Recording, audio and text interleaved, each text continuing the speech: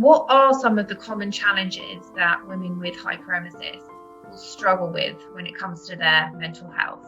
One of the main things is isolation. I think it can be a really isolating illness.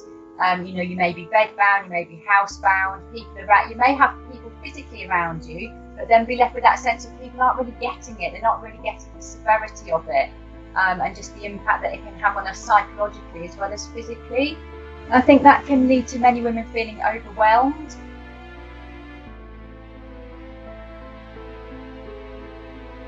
I know from other hyperemesis sufferers and survivors that anxiety during their pregnancy was quite common.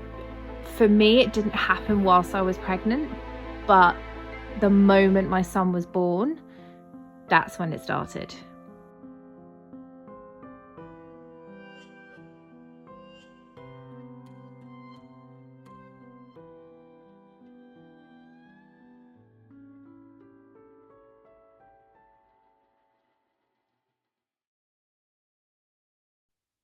Michelle, what was it about your own experiences with hyperemesis that really led you to look into and research HG and mental health outcomes?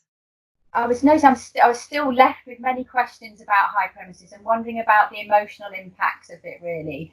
And I think as a former social worker and counsellor, I was really surprised when I was so ill that other people like medics, midwives didn't ask me how I was feeling psychologically. It was very much treated as a physical illness.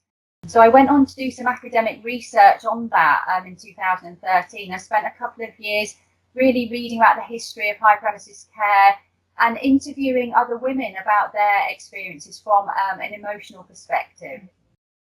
And I think one of the main outcomes of that research was a realisation that there isn't really sufficient mental health care available to women that are suffering with this chronic illness.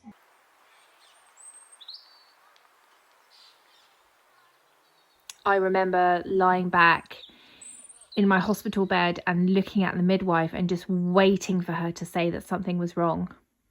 But she didn't. She just kept saying, he's a very healthy boy, he's a really good weight, everything's okay.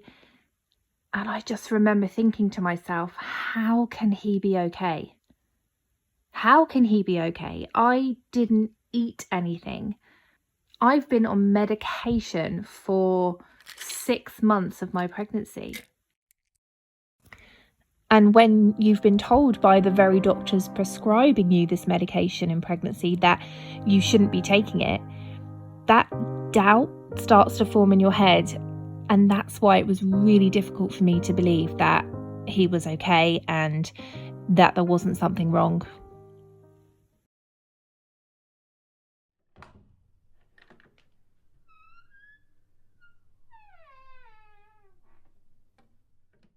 I knew that my mental health couldn't possibly be in a good state.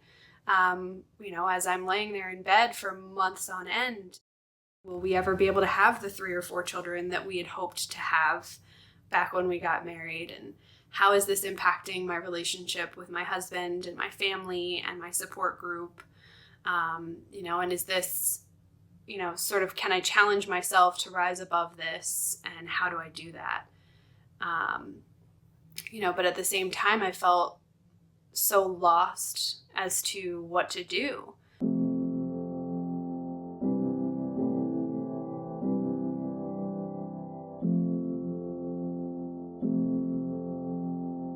Will I go back to being that person who knows what to do in every situation and is calm and collected? Or am I still going to be just helpless and confused? It's sort of left me not feeling able to trust medical professionals or myself even to know that every situation could end up okay.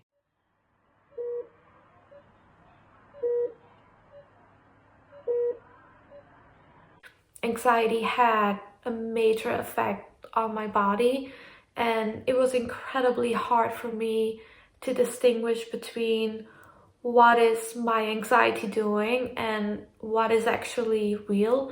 And especially towards the end of my pregnancy, when I was about 35, 36 weeks, I ended up in hospital twice because I just wasn't sure what was going on, and my blood pressure would be really high, my heart rate, I would be sweating, shaking, feeling like something horrible was going on.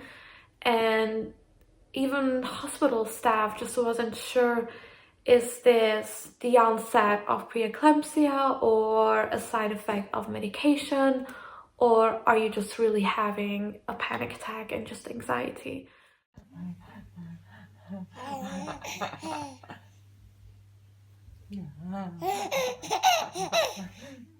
I would catastrophize everything. So our daily lives were about me getting up in the morning, analysing what we were doing that day, checking for risks, checking for danger, and if I deemed it okay, then we would do that thing. And, you know, this isn't something spectacular like, do I take my son on a parachute jump today? This was literally, do I let my son be held by that person, or can I let that person push my son in the pram?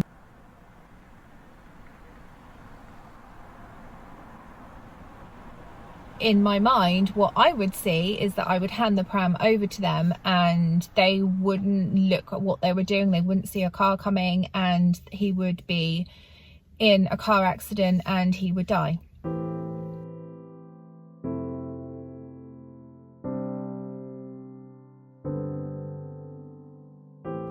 And it was always that he would die. It was never anything in between. When my husband would put my son on his shoulders, that was too much for me. I physically couldn't watch it. I couldn't handle what was going on. I didn't feel in control of the situation. I thought that something was going to go wrong. I thought it was the most stupidest thing that anyone could do would be to put a child on their shoulders, because it was so dangerous. That's when I remember the first physical effects of anxiety, when I had this panic attack, and it was so overwhelming. My heart was beating so fast, I was sweating, I couldn't get my words out, I felt like I couldn't breathe. And I think that was when my husband realised that something was wrong, because that reaction to that situation was an extreme reaction. I didn't know that the perinatal mental health team even existed.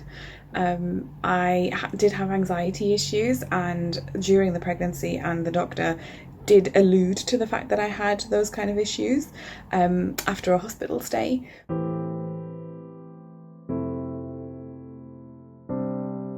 He thought that I had lost my confidence in my ability to be pregnant. But nothing was done. There was no follow-up. There was no sending me off to get seen by anybody. There was no help. I was just suggested to kind of rest and relax and not worry so much, is what he said to me. And then I think that just continued postpartum as well. So once baby came along, he wasn't very well, and so that just kind of used to induce panic in me, and I would go on Googling missions to try and find out what was wrong with him, every little thing. My ability in myself, or my kind of confidence in my ability for myself, didn't really do very well either, because I had problems with breastfeeding. So lots of things kind of came into play. It just felt like things kept piling on, and I kept feeling the pressure.